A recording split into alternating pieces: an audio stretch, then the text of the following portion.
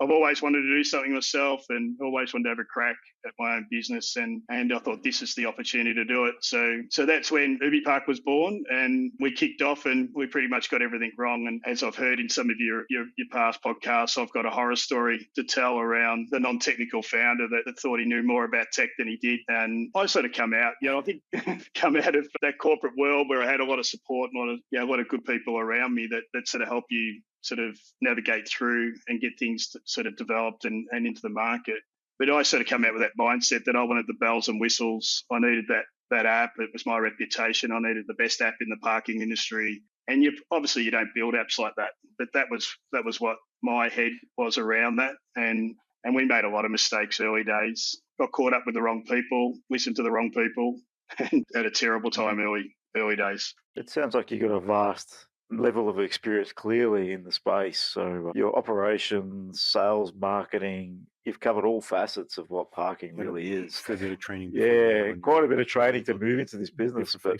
But I think you raised an interesting point, because anyone as a domain expert, as I would call you, in the space, you've been working in the industry, worked through a number of roles, understand what key problems might be and how technology could help.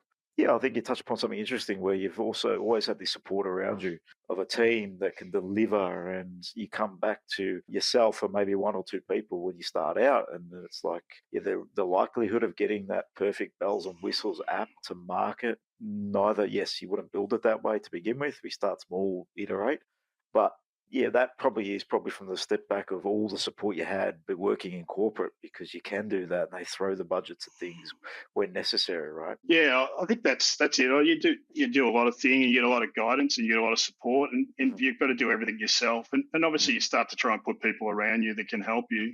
I think that was probably my challenge, was trying to find the right people to come around that you could. And I sort of explain it when I'm at a barbecue that it's like taking your car to a mechanic and saying, they get a service and they ring you up and they say, oh, you need new brakes, or you need this, or you need that. And you sort of trust them and you say yes. And that's what happened for me through the early iteration of our technology. Was we had people around that probably weren't on the same page as us, didn't have the same goals, had different agendas. And to be quite honest, probably weren't great people. And we trust them. I'm a trusting sort of person. And we went down that track and we spent a lot of money. The first sort of release of the app and the console technology that we started with was around $300,000. And when I went to the next, when we sort of separated away from those guys, we went to the next guy. He said, "Yeah, you've got something that's worth $30,000," and you're just sort of devastated, And pretty much everyone.